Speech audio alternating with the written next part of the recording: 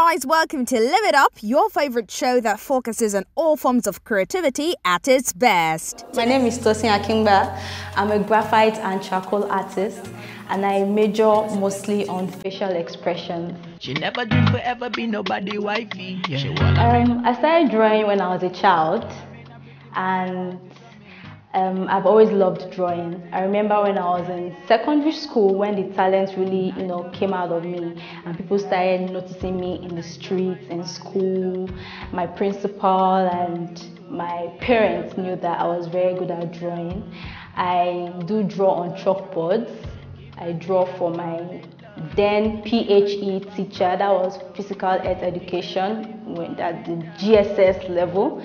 I would leave my class and then go to other classes just to help her draw athletes on the chalkboard. Always loved drawing, but I never developed my talent. But I do draw for fun back then. I draw to decorate. I would decorate my classrooms with super striker comic books. I would draw from the comic books on cardboard papers and then paste in my classrooms. I think tonight she might braid her braids. I'm a mass communicator, but I've always known that there was more to me than just going to school and having a certificate or a degree and then going to work for a firm or something. I used to be a presenter. I've worked for firms, I've worked for investment companies, I've worked for insurance companies, but I've always known that there was something missing inside me until I quit my job and I had to just focus on my talent, which is drawing. 2019 January to now, I've been drawing and have been happy. I've never been so happier in my entire life.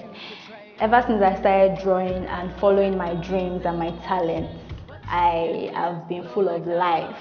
There's no single day I wake up and I'm not happy.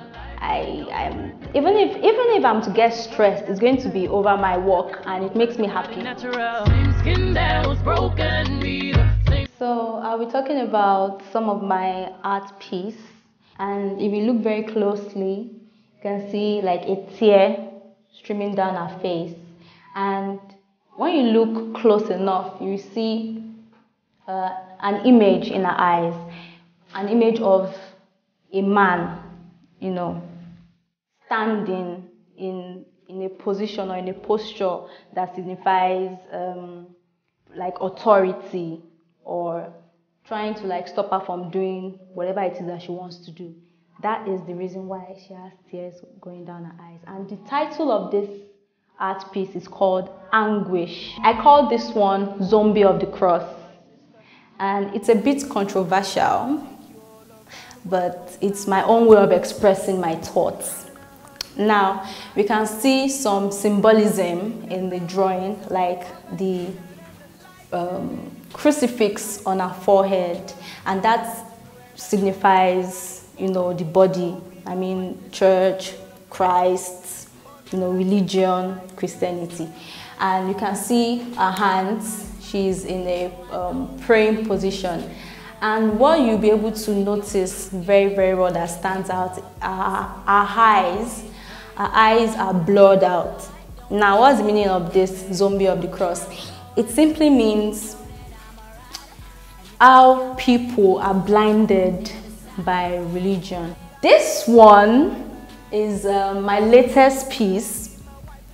It's not done yet because I'm actually saving for a special occasions. I'm going to be doing more of this size, and you're going to be seeing me very soon because I'm working towards an exhibition. So this particular one, I call her Chinelo, which means the thoughts of God, or you can call it God thoughts. It's an Igbo name, and there's a lot of power in that name, God's thoughts, and God's thoughts or the thoughts of God.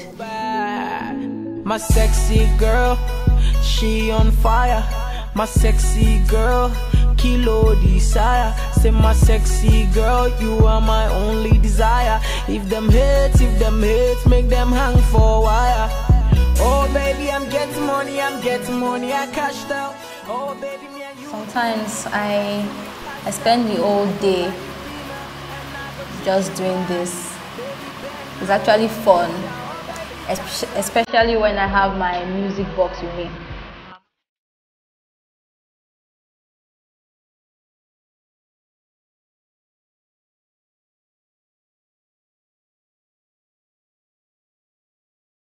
So my medium is basically charcoal. That's what I use for my drawing, but I also use graphite. I use charcoal powder, I use graphite powder, and I use graphite pencils as well.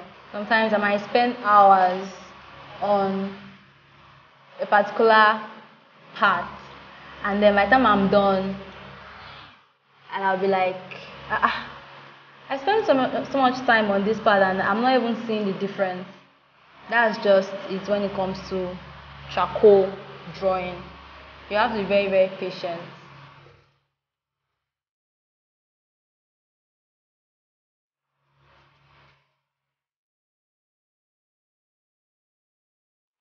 That decision I made was so crazy because in this time in Nigeria where jobs are hard to find, even graduates are scrambling for jobs, I got a good job and I'm saying I want to quit. I thought I was joking. I thought I was joking actually. Like maybe I'm trying to play an April Fool prank in December. When some of my family, not really family members, they're family members, like family friends, when they found out that I draw and stuff like that, when they saw my post on Instagram, on Facebook, they were like, Tosin, you're not serious, so you have this talent and you're hiding it. Many of them never knew that I could draw. Many of them never knew that I could do anything like drawing. There's nothing more sweet than you having or you doing a job that you love doing. You understand? When you have a job and you love doing that job, you don't mind spending extra hours, you don't mind spending extra time, you don't mind closing late, you don't mind sleeping there. You become very, very fulfilled. And that's what I am. That's how I feel right now.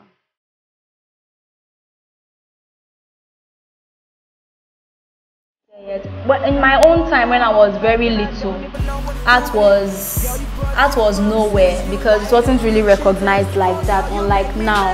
That was one of the reasons why I got discouraged, because most of the people I knew then were always telling me as a child that artists they don't make money, they don't live a good life.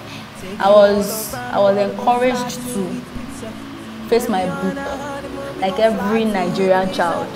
Face your book, face your studies.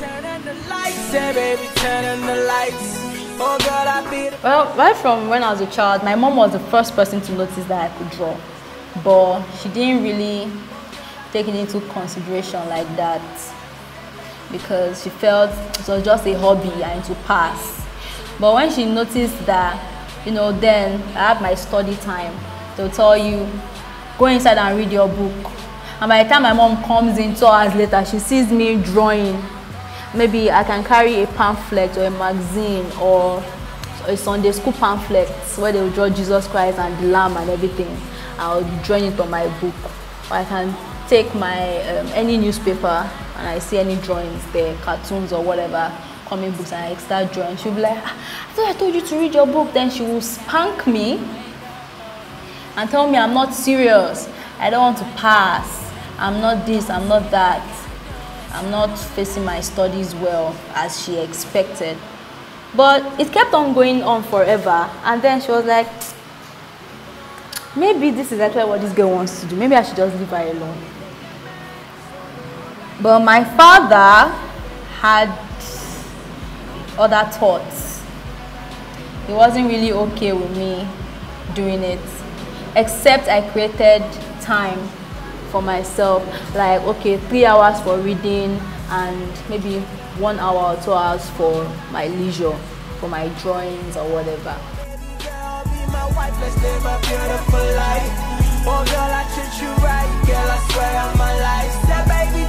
She's a good girl, but she's bad too.